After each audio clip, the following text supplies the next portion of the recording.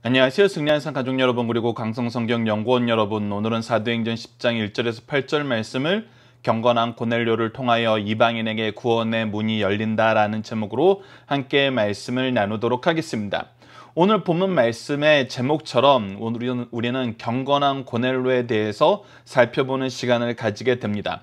자, 고넬료에 대해서 소개하는 글이 1절부터 시작됩니다. 가이사랴에 고넬료라 하는 사람이 있으니 이달리아 부데아라 하는 군대에 누구다? 백부장이다 라고 얘기했습니다. 즉 로마 군의 장교라는 것입니다.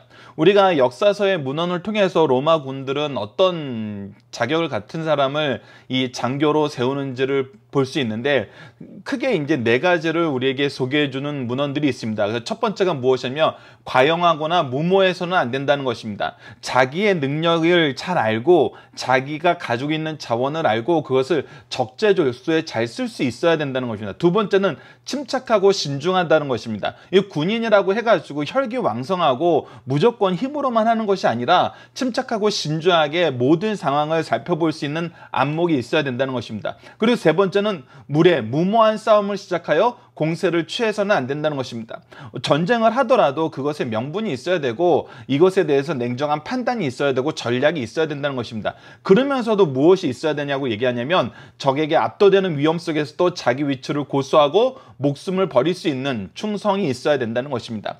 전쟁에 임하기 전에는 철저하게 준비하고 면밀하게 검토하고 잘 판단해야 되지만 전쟁에 임하고 나서는 굉장히 이 일을 포기하지 말고 끝까지 해낼 수 있는 그런 충성된 사람이어야 된다는 것입니다. 이것이 이제 일반적으로 로마 장교들에게 요구했던 것입니다. 그런 고넬료가 지금 가이사랴에 오게 되었습니다. 즉 로마군 장교로서 자기네들이 점령한 점령지에 가서 점령 군대의 장교로서 생활을 하게 된 거예요. 근데 그의 삶의 모습이 이 가이사랴에 와서 변하게 됩니다. 어떻게 변하게 되었는지가 바로 2절에서 나타납니다. 즉 1절은 이 백부장이라는 걸 통해서 기본적인 어떤 소양이 있었는지를 우리가 추측해 볼 수 있고, 2절부터는 이제 이 사람에 대한, 이 가이사랴에 와서 변경되게 된 이 사람에 대한 이 서술이 나오는데, 그것이 뭐냐면 첫 번째가 경건하다는 것입니다. 이 경건의 대상이 누굽니까? 바로 하나님을 향한 경건입니다. 하나님을 향한 경건은 무엇입니까? 하나님의 기준을 따르는 것입니다. 기준을 따르면서 뭐 하고 있냐면 온 지방과 더불어 하나님을 경외하더라. 즉 자기 혼자서만 하나님의 기준을 따르고 하나님과 동행하는 삶을 살려는 것이 아니라 나에게 이 은혜를 주신 하나님, 나를 이끄신 하나님을 우리 온 집안 사람들이 같이 믿기를 원한다는 것입니다. 자, 그리고 나서 무엇으로 이어지냐면 이 외적인 부분으로 백성을 많이 구제하고 라고 얘기합니다. 자, 여기까지 이제 보면서 이 고넬료가 가지고 있는 이 삶의 모습의 이 시작이 어떤 것이었는지를 한번 보도록 하겠습니다. 우리가 하나님을 믿는다는 것은, 그리고 하나님께서 우리가 앞서 사도 바울을 부르실 때, 그리고 그의 제자들을 통해서 복음의 역사를 이루실 때, 각 지방에서 사람들을 만날 때 항상 우리가 무엇을 경험하게 되었습니까? 우리 한 사람 한 사람을 향한 하나님의 계획을 볼 수 있었습니다. 하나님의 뜻을 볼 수 있었어요. 그리고 뜻을 이루게 하시는 하나님의 능력의 역사를 보게 하셨습니다. 그리고 나서 하나님이 주신 소명을 우리로 하여금 수행하게 하고 이 소명의 열매를 보게 하셨습니다. 자, 이것이 지금 하나님이 한 사람 한 사람을 만나서 우리를 이끄실 때 이 이끄신 안에서 나타났던 삶의 모습입니다. 그렇다면 이 가이사랴에 온 고넬료라는 이 군대의 백부장은 자기가 경건의 생활을 하는 거, 자기가 이 가이사랴에 오게 되는 거, 이곳에서 하나님을 만나게 되는 거, 이곳에서 만난 하나님을 믿고 경외하면서 경건한 삶을 사는데 이것이 나의 삶에서 끝나는 것이 아니라 우리 온 가족, 내 온 가족을 위한 역사라고 기억하는 거, 그리고 나서 무엇하는 거? 백성을 많이 구제하는 거. 여러분들, 이것을 보면 우리가 무엇을 알 수 있냐면 고넬료는 자기가 이 가이사랴 지방에 오게 하신 거, 이 가이사랴 지방에서 하나님을 알게 하신 거, 그리고 이 가이사랴에 올 때 내가 백부장으로 오게 하신 하나님의 뜻이 있다는 것을 그가 인정하고 받아들이고 하나님이 나에게 주신 이 은혜 안에서 내가 가진 것으로 하나님의 일을 하는데 힘썼던 것을 보게 됩니다. 왜 그러냐면 고대 사회는 더더욱 그랬던 것처럼 이 군대라는 것은 항상 전쟁을 수행하는 것이고, 이 전쟁을 수행한다는 것은 이동하는 어떤 조직과도 같은 어떤 이동하는 어떤 체계가 완성된 어떤 그룹의 모습이었습니다. 그러니까 사람들을 도와줄 일이 굉장히 많은 재능을 가진 집단이 형성되어 있는 것이죠. 군대라는 것은 이 막사도 지어야 되고, 또 작전에 필요한 여러 가지 공사도 할 수 있어야 되고, 병에 걸린 사람들은 돌볼 수 있어야 되고, 음식을 하는 사람들도 있어야 되고, 그래서 정말 어떤 축소된 한 사회의 모습이 같이 움직이는 것이고, 그들은 항상 그 일을 역동적으로 해낼 수 있는 재능을 가진 사람들이 모여 있는 곳이었고, 그 재능을 가진 사람들을 지휘하는 사람이 바로 이 백부장이었는데, 그가 그 모든 것을 가지고 이 가이사랴에 와서 한 일은 무엇이냐면 경건하게 하나님을 섬기고 자기 가족을 하나님을 경외하는 사람들로 이끌면서 많은 백성을 구제한다고 합니다.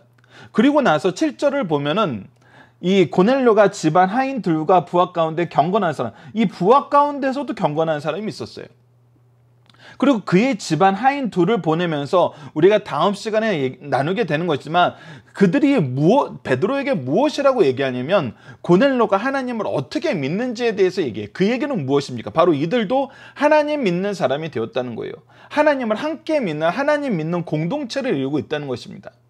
즉 이 고넬료는 자기의 인생이 하나님 앞에 놓여지고 하나님의 부르심을 받았을 때 하나님의 계획을 알게 되고 자기를 통해서 이루시고자 하는 하나님의 소명이 무엇인지 알고 있던 사람이에요. 그리고 그것을 계속해서 사모하는 삶을 살았어요. 그리고 사모하는 사람을 살 때 어떻게 살았냐면 그것이 2절 후반절과 3절 초반절에 나타납니다. 하나님께 항상 기도했어요. 그래서 자기 입장, 자기에게 주어진 하나님이 주신 사명과 내가 해결해야 될 여러 가지 문제와 삶의 방향에 대해서 항상 하나님께 기도함으로 해결을 구하고 있었는데, 그 기도하는 모습 또한 어땠냐면은 3절 전반절에 하루는 제90쯤이라고 얘기하면서 이 기도하는데 이 제90쯤 기도한다고 얘기합니까?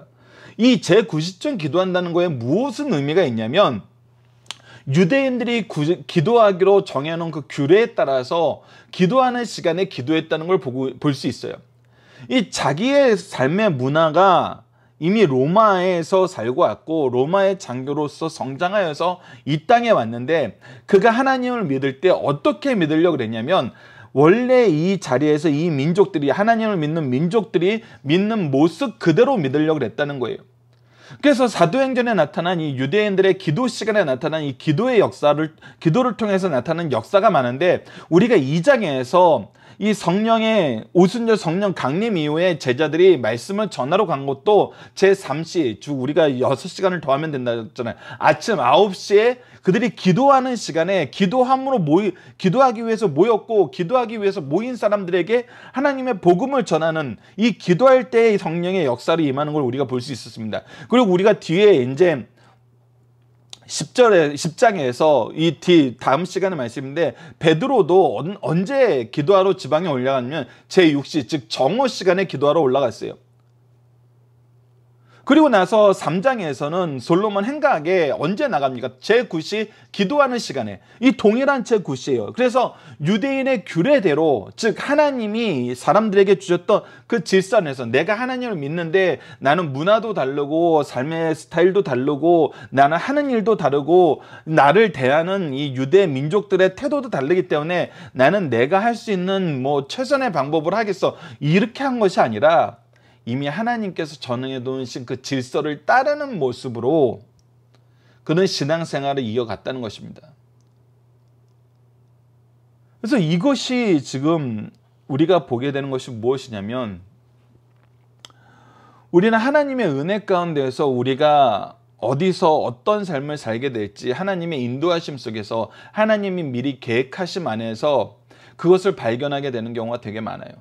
근데 그것을 발견하게 되면은 우리가 어떤 변화를 가져오게 되냐면, 지금 이 현상에 맞춰서 내 삶의 스타일에 맞춰서 내가 기존에 해오던 거에 맞춰서 하나님의 자리를 그냥 그 세팅해 놓는 것이 아니라, 그러니까 내 기존의 삶 위에 그냥 하나님을 그냥 얹어 놓는 것이 아니라 내 삶의 본질을 바꿔 나가는 거예요. 본질을 바꿔 나가는데 누가 좋아하시는 방법으로 바꿔 나가냐면 하나님이 좋아하시는 방법으로 바꿔 나간다는 것입니다. 지금 고넬로가 보여준 경건의 모습, 하나님을 경외하는 모습은 다 이 방향으로 바뀌고 있는 것을 보게 돼요. 그에게 로마군의 장교로서의 삶도 중요하고, 이 장교로서의 삶이 하나님을 만나게 하는 이 가이사랴 지방에 파견 나와서 하나님을 만나게 하는 통로가 되었음에 굉장히 감사하고 그것은 고마운 일이에요. 그러나 이것보다도 더 중요한 건 무엇이냐면 하나님을 바로 믿는 거라는 거예요. 하나님을 바로 아는 거라는 거예요. 하나님과의 관계 속에서 나와 내 가정과 내 주위에 있는 모든 사람이 하나님의 은혜 가운데 사는 거예요. 그리고 하나님이 은혜 가운데 주신 사명을 통해서 내가 이 나라에서 점령군의 장교로서 사는 것보다 하나님의 백성을 위하는 삶, 나에게 우리 가문에 하나님의 은혜가 넘치는 삶, 하나님을 믿는 그리스도인으로 사는 삶이 더 중요함을 그는 알고 있고 그것을 실천하려 했다는 것입니다. 그러나 이것이 쉬운 일이었을까요? 이것이 쉬운 일이었을까요? 결코 쉬운 일이 아닙니다. 그래서 그는 더욱 기도했던 것입니다. 그리고 봅시다. 3절 후반절을 보면 환상 중에 밝히 봄에 하나님의 사자가 들어와 이르되 고넬로야 하니, 그때 이 기도의 응답으로 하나님께서 사자를 보내십니다. 그래서 4절을 봅시다. 고넬로가 주목하여 보고 두려워 이르되 주여 무슨 일이니까? 라고 질문을 합니다. 즉 이것이 하나님의 영광이고 하나님의 은혜의 역사이고 하나님의 임재이기 때문에 그가 하나님을 경외하는 마음으로, 두려운 마음으로 무슨 말씀을 하시든지 듣겠다는 자세로, 순종하는 자세로, 충성하는 자세로 그가 대답을 합니다. 천사가 이르되 내 기도와 구제가 하나님 앞에 상달되어 기억하신 바 되었으니, 지금 그가 하는 일, 그가 드리는 기도, 그가 실천했던 구제가 하나님 앞에 상달되어 기억한 바, 하나님이 기뻐하시는 일이었다는 거예요. 그리고 나서 뭐라고 해야 됩니까? 5절, 내가 지금 사람들을 욥바로 보내어 베드로라는 시몬을 청하라 라고 얘기하고 있어요. 자, 분명히 얘기합니다. 그가 기도했던 기도의 제목들이 있고 그가 구제하면서 이루고자 하시는 목표가 있었어요. 그리고 그것을 위해서 삶을 살았어요. 그러나 앞서 얘기했던 대로 그가 하려는 일은 결코 쉬운 일이 아니에요. 그가 스스로 할 수 있는 일이 아니라는 것을 보면 볼수록 더 실감하게 경험하게 돼요. 우리도 자세히 보십시오. 우리가 전혀 하나님 믿지 않는 삶을 살고 그런 인생을 살다가 하나님을 알게 되었어요. 하나님을 발견하게 되었어요. 하나님이 나를 그리고 이끄심을 내가 확인하게 되었어요. 그리고 내가 하나님이 이끄시는 삶으로 돌아가려고 하는데 그것이 쉽습니까? 특히 내 가정을 그곳으로 인도하려고 그럴 때 그것이 쉽습니까? 내가 맡은 이 백부장의 직분을 가지고 하나님이 기뻐하시는 일을 하려는데 내 지금 현재 위치는 이곳에 점령군으로 온 거예요. 근데 하나님이 기뻐하시는 일을 하는 것이 쉽습니까? 그는 그 일을 위해서 계속해서 기도하고 계속해서 하나님께 하나님의 은혜를 부탁하고 하나님의 인도하심을 부탁했던 것에 대해서 지금 그 답을 듣고 있는 것입니다. 그 답을, 그 일을 해낼 수 있는 은혜를 허락하여 주신다는 그 응답을 지금 보고 있는 거예요. 그래서 뭐냐면 내가 지금 사람들을 욥바로 보내어 베드로라는 시몬을 청하라. 그는 무대장인 시몬의 집에 유숙하니 그 집에 해명이 있더라 하니 라고 얘기하고 떠나요. 그러면 이 얘기가 무슨 얘기예요? 너의 기도와 너의 구제와 너의 모든 문제에 대한 하나님께 간구하던 그것을 내가 누구를 통해서 너에게 전달해 주겠다? 내가 지금 얘기하는 이 베드로를 통해서 너에게 전달해 주겠다. 그래서 우리가 이 이야기 너무 잘 알잖아요. 그래서 고넬료가 베드로가 왔을 때 어떻게 해요? 그의 앞에 무릎 꿇고 하나님의 권위에 무릎 꿇듯이 무릎 꿇고 하나님 말씀 듣기 위해서 모였다 그래요. 지금 천사가 와서 해준 얘기는 네가 하던 모든 기도의 내용, 네가 바라던 모든 삶의 내용에 대한 해답을, 해결책을 베드로를 통해서 주겠다는 거예요. 그러니 그가 가지고 있던 그 문제에 대한 해결은 이가 앞으로 어떻게 행동하는 것을 통해서 볼 수 있어요. 이들이, 고넬로가, 베드로가 오기 전에 뭐 하고 있습니까? 자기 가족을 불러놓고, 자기 친구들을 불러놓고, 자기가 사랑하는 모든 사람들을 불러놓고 하나님 말씀 듣기를 원해요. 그가 원하던 건 뭐였어요? 우리 모두가 하나님 나라의 백성이 되는 거였어요. 그의 기도의 내용이 무엇이었는지를 우리는 이 상황을 통해서 볼 수 있고, 하나님께서 이 기도의 응답을 주시겠다고 약속하시면서 베드로를 찾으라라고 얘기한 거예요. 그렇기 때문에 어떻게 한 겁니까? 7절, 마침 말하던 천사가 떠나매 고넬로가 집안 하인 둘과 부하 가운데 경건한 사람 하나를 불러 이 일을 다 이루고, 뭡니까? 이 일을 다 이루고. 즉, 지금 우리가 이 일을 다 이룬다는 것은 두 가지 의미가 있어요. 지금 이 내용을 이야기한다는 것은 이들도 지금 하나님을 경외하는 사람이라는 것을 얘기해주고 있어요. 그리고 이 일을 다 이룬다는 것은 이들이 함께 기도했다는 것을 보여주고 있어요. 함께 하나님의 일로 수행했던 걸 볼 수 있어요. 그 이들이 어떤 마음으로 가겠습니까? 우리가 그렇게 바라던 기도의 응답, 하나님께서 우리에게 주시고자 하시는, 우리가 간구했던 그 은혜가 지금 우리에게 오는 이 일이 지금 시작된 거예요. 해결책이, 우리가 기도했던 그 기도의 응답이 지금 시작된 거예요. 그리고 이렇게 가는 겁니다. 근데 이것이 성경을 통해서 우리에게 가르쳐준 내용은 뭐냐면, 고넬로는 자기 인생을 통한 하나님의 인도하심, 그리고 이 인도하심의 영역이 자기의 가족과 자기가 사랑하는 친구들, 자기의 이 군대 내 동료들이라고 생각했어요. 근데 하나님은 이것을 어떻게 쓰세요? 이방인에게 구원의 문을 여는 놀라운 역사의 이 시금석으로 쓰세요.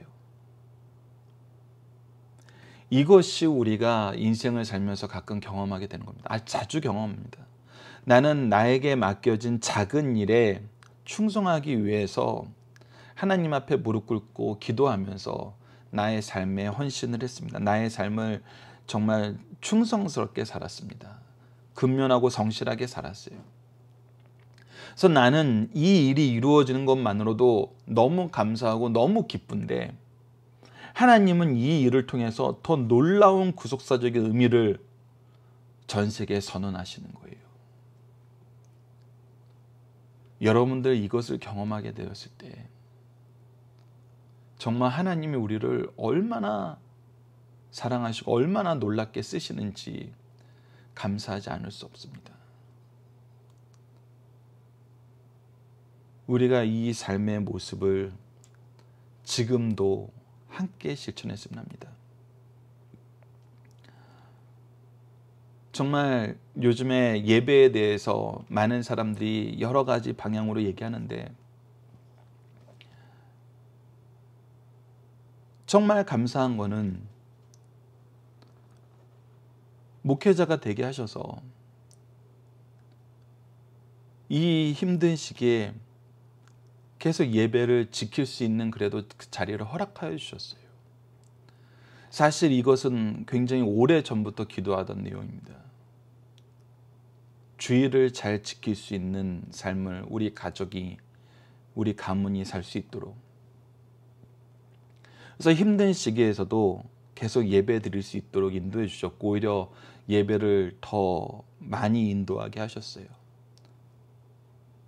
이것이 저에게 굉장히 기쁨이 되고 저의 가족에게 감사의 제목이 되는데, 이렇게 인도하신 하나님의 은혜의 역사가 앞으로 우리가 이 예배에 대해서 다시 생각하고 예배를 회복하게 하는데 더 큰 의미로 쓰실 것 같아요.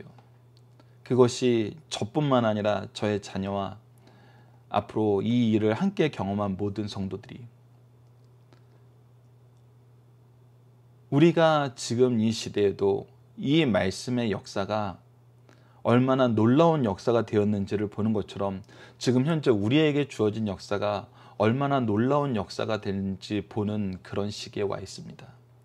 여러분들이 읽을 때일수록 오늘 제목처럼 경건한 고넬료를 통해서 우리의 기준을 하나님의 기준과 일치시키고 하나님이 우리를 이 자리에 부르신 이유를, 부르신 뜻을, 하나님의 계획을, 하나님이 우리에게 주신 소명을 다시 한번 생각해보며 그 일에 충성함으로 더 놀라운 시대를 열고 더 놀라운 은혜의 역사를 베푸시는 은혜의 통로가 되는 우리 승리하는 삶 가족 여러분들, 강성성경연구원 여러분들에게 기도합니다. 자, 본문 묵상하기입니다. 고넬료는 어떤 사람이었습니까? 앞서 얘기했던 대로 그는 군대 백부장이라는 걸 통해서, 로마군의 백부장이라는 걸 통해서 로마군이 일반적으로 가지고 있던 그 신중함이나 이 충성스러움이나 또 이 진지함, 이 여러 가지를 우리가 확인할 수 있었어요. 무모하지 않고 침착하고 무례하지 않는, 하지만 충성스러운 이 삶의 모습을 볼 수 있었습니다. 그러면서 그가 이 가이사랴 지방에 와서 하나님을 만나고 난 다음에 그는 경건하였고 온 지방과 더불어 하나님을 경외하는 삶과 백성들을 많이 구제하고 항상 하나님께 기도하면서도 어떻게 기도해요? 하나님이 세우신 질서에 충성하려면서 기도해요. 그의 충성의 모습은 하나님에 대한 더 적극적인 충성과 더 철저한 충성으로 이어지는 것을 보게 됩니다. 하나님의 사전은 무엇으로 응답을 나타남을 전하나요? 바로 베드로를 통해서 그의 기도에 응답하시겠다는 거예요. 그가 하려고 하는 일, 그가 원하던 거에 대한 응답을 베드로를 통해서 주시겠다는 것입니다. 하나님이 주신 기도의 응답은 무엇을 하는 것입니까? 바로 베드로를 불러오라는 거였어요. 고넬료는 명령을 지키기 위해서 누구를 보내나요? 이 일을 다 얘기할 수 있는 집안 하인들과 경건한 부하를 불러서 이 일을 같이 진행을 합니다.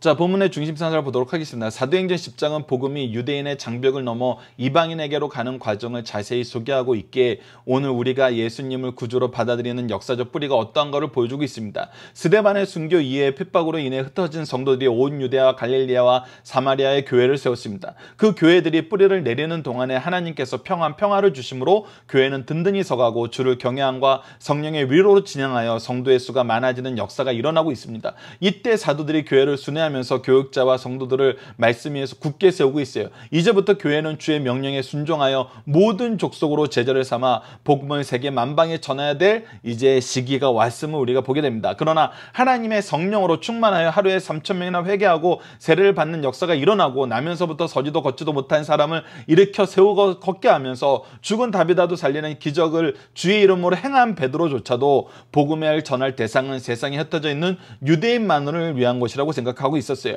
이같이 복음을 아브라함의 후손에게만 제한시키자 핍박을 통해서 유대와 갈릴리아 사마리아로 복음을 확산시킨 주님께서는 베드로에게 환상을 보이셔서 이 장벽을 깨고 이방인에게 복음을 전하게 하신다는 것을 가르쳐 주시려고 합니다. 우리 주님께서 복음이 저지를 당할 때 핍박과 환상 등으로 그때그때마다 복음의 장벽을 깨시고 오늘날 우리에게도 복음이 전해지도록 역사하심을 보게 됩니다. 베드로 사도를 중심으로 한 사도들이 예수께서 모든 족속으로 제자를 삼아 땅끝까지는 내 증인이 되리라 하셨음에도 불구하고 편협한 선민의식 때문에 이방인에게도 복음을 전하라는 말씀을 받아들이지 못하고 자기 민족에게만 복음을 전하는 것으로 착각하였어요.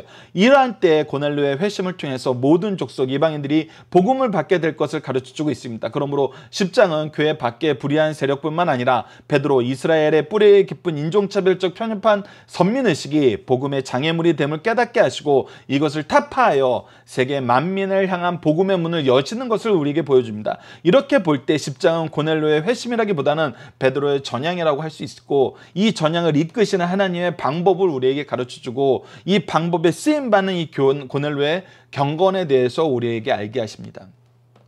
자, 첫 번째 중심사입니다. 하나님은 누구를 선택하여 사용하십니까? 하나님께서는 이방인에게 복음이 공식적으로 증거되는 일에 하나님을 알고 유대인의 규례를 따라 하나님을 섬기며 이웃을 사랑하는 사람을 통하여 시작하셨습니다. 오늘도 하나님께서 새로운 일을 행하실 때 특별하게 선발하여 쓰이는 사람도 있지만 보편적으로 정상적인 신앙생활을 하는 이들을 들어 쓰신다는 사실을 우리에게 알려줍니다. 두 번째, 제자들은 사도행전 1장 8절의 세계 선교 명령을 받았다는 것입니다. 그러나 그들은 복음이 이방 세계 이방 민족을 향하는 것을 보지 않고 흩어진 유대인들에게 제한된 것을 알고 있었어요. 그래서 오히려 고넬료에게 세례를 주고 온 것을 예루살렘 교회가 싫어했어요.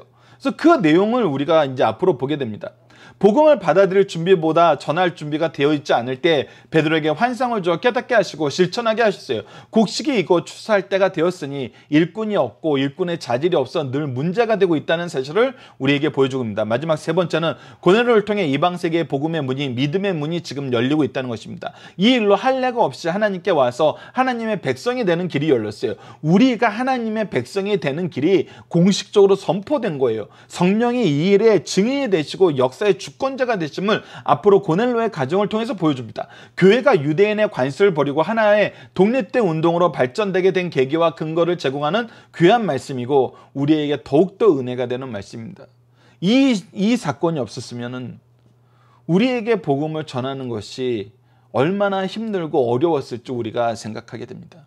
그러나 이 역사를 통해서 우리를 부르신 하나님 역사, 이제 이 역사 안에서 우리도 경건한 하나님의 일꾼으로 우리 가정과 우리에게 주어진 이 사명들을 잘 수행할 수 있는 우리 그리스도의 일꾼들 되었으면 합니다. 첫 번째, 고넬료가 자기 가정에서 누구를 섬기게 하였습니까? 하나님을 경외하게 하였습니다. 자기만 잘 믿는 것이 아니라 하나님을 경외하게 하였어요. 자, 여기서 하나님을 경외하게 했다는 데에서 우리가 중요하게 봐야 될 것이 있습니다. 팔복에 나타난 태도를 우리가 굉장히 잘 봐야 되는데, 온유하게 하고 화평하게 하는 것이 되게 필요해요.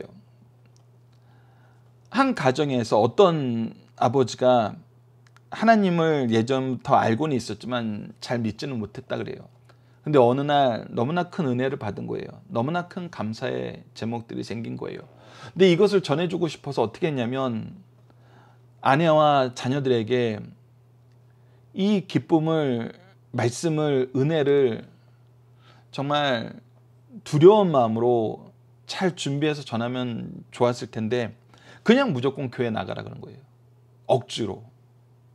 그러다 보니까 이것이 은혜가 되고 감사가 되고 온유함과 이 화평케 하는 일이 된 것이 아니라 오히려 갈등이 되고 이것 때문에 오히려 이 다툼이 생기게 되는 경우가 있게 된 거예요.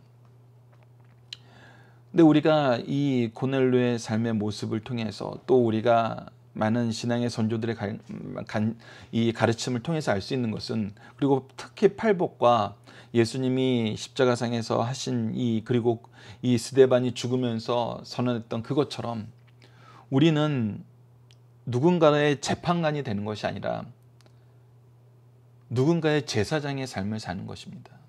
그 사람의 죄의 문제를 나의 죄의 문제로 여기고 내가 먼저 애통하고 내가 먼저 기도하고 그를 위해서 헌신하고 수고하면서 두려운 마음으로 혹시라도 이 말씀을 잘못 전하게 되지 않을까, 혹시라도 이 사람이 잘못 이해하고 잘못 반감을 갖지 않을까 두려운 마음으로 복음을 전할 준비가 있어야 되고, 그들이 어떤 삶에 우리가 이 진지하게 또 성실하게 온유한 마음으로 복음을 전할 때에도 전한다 하여도 그들이 어떤 반응을 보일지 몰라요. 더 싫어할 수 있고 더 미워할 수 있어요. 근데 그때 그들을 포용하는 것이 바로 온유함입니다. 그 온유한 마음으로 그들을 끝까지 사랑하는 그리스도의 사랑을 실천할 때 우리는 그들을 하나님께로 이끌어내는, 정말 그들의 길을 평탄하게 하는 참된 회개의 역사를 일어나게 하는 하나님의 사자들이 될 수 있습니다. 그래서 고넬료는 무엇을 준비하는 삶을 살았는가? 우리가 전체를 통해서 우리가 다시 한번 보는 것처럼 그는 하나님께 기도하였어요. 하나님의 일을 하고 싶었어요. 그러나 우리가 이미 예측할 수 있는 상황처럼 그것이 쉬운 일 아니에요. 잘할 수 있는 거 아니에요. 그렇기 때문에 더더욱 기도했어요. 더더욱 하나님께 매달렸어요.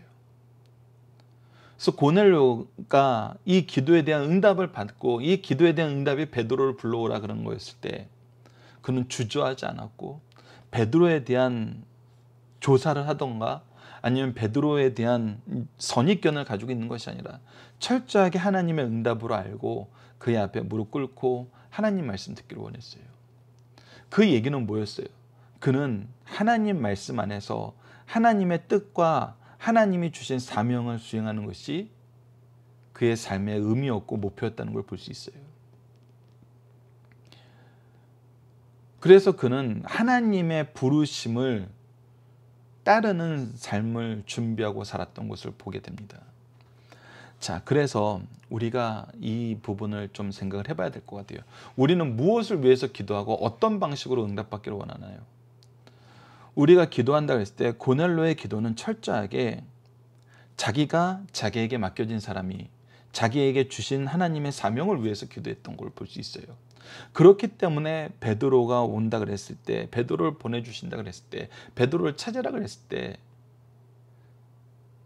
이 모든 은혜를, 나의 모든 기도를 응답하시는 하나님의 음성으로 알고 하나님 대한 거거든요. 근데 우리는 나를 이끄시고 나를 통한 하나님의 뜻과 나를 통해서 이루시고자 하시는 하나님의 계획과 나에게 주신 하나님의 사명과 우리를 통해서 얻고자 하시는 복음의 열매를 위해서 기도하는지, 아니면 이것은 다 뒤로 하고 때로는 로마군의 백부장이 되고 싶어하고, 또 나는 로마군의 시민권을 얻고 싶어하고, 또 나는 로마군의 도움을 보다 더 많은 돈을 벌고 싶어하는, 오히려 내 목표와 내 생각과 사회가 얘기하는 그 성공의 기준을 가지고 기도하고 있는지 우리는 다시 한번 생각해 봐야 됩니다. 그리고 더 힘든 것은 무엇이냐, 우리가 바른 기도를 하다가도 더 힘든 것은 무엇이냐면, 우리는 이런 방식으로 하나님이 응답해 줬으면 좋겠어요 하면서 방식도 정해놓는 경우가 많아요. 방식도 정해놓는 경우가 많아요. 근데 하나님은 우리가 생각하지 못한 방식으로 이것을 이루실 때가 있거든요. 그러니까 우리는 철저하게 하나님이 우리를 향한 선하신 뜻을 가지고 계시고 우리를 의롭게 응답하신다는 것을 우리가 신뢰하면 되는데, 오히려 우리가 원하는 방법으로 하지 않는 것 때문에 불만을 나타낼 때가 있어요. 우리가 원하는 사람을 통해서 일을 안 하시고, 우리가 원하는 방법으로 일을 안 하시고, 우리가 원하는 시기에 이 일을 안 하신다는 거예요. 응답하지 않으신다는 거예요. 이것은 사실 내가 하나님을 믿는 것이 아니에요. 이것은 하나님을 신뢰하는 게 아니죠. 우리는 우리를 향하여 신실하게 역사하시는 하나님을 신뢰하고, 하나님이 우리에게 응답하시면 그것이 가장 좋은 줄 알고 그 방법을 따라야 되고 그 방법에 순종해야 돼요. 우리가 다음 시간에 계속 이 고넬로 10장을 통해서 확인하게 되는 건, 철저하게 고넬로가 이렇게 살았던 것을 우리에게 보여줍니다. 그래서 우리도 하나님의 뜻 안에서 하나님의 뜻을 이루는 기도를 하고, 이 기도의 응답도 하나님께 전적으로 맡기면서 하나님이 우리에게 응답하실 때 그것을 가장 기뻐하고 즐거워하면서 순종할 수 있는 우리 승리한 산 가족 여러분들, 강성성경연구원 여러분들이 기도합니다. 자, 이번 주 공동기도 제목은 우리를 부르신 하나님의 준비하심, 우리를 사용하신 하나님의 뜻, 우리에게 주신 하나님의 능력과 열매를 확인하며 충성하는 삶을 살게 하여 주소서입니다. 오늘 본문 말씀을 통해서는 우리가 영혼을 위해 기도하며 하나님의 은혜의 역사가 나를 통해 잘 계승되고 확장되기를 위해 기도하는 삶을 살게 하여 주소서. 우리의 뜻이 아니라 하나님의 뜻이며 우리의 성공이 아니라 복음의 승리를 위해, 영혼의 구원을 위해 기도하게 하시고 반드시 응답하시며 말씀과 성령은 은혜를 충만하게 누리게 하여 주시옵소서로 기도하는 우리 승리한 산 가족 여러분들, 강성성경연구원 여러분들에게 기도합니다. 감사합니다.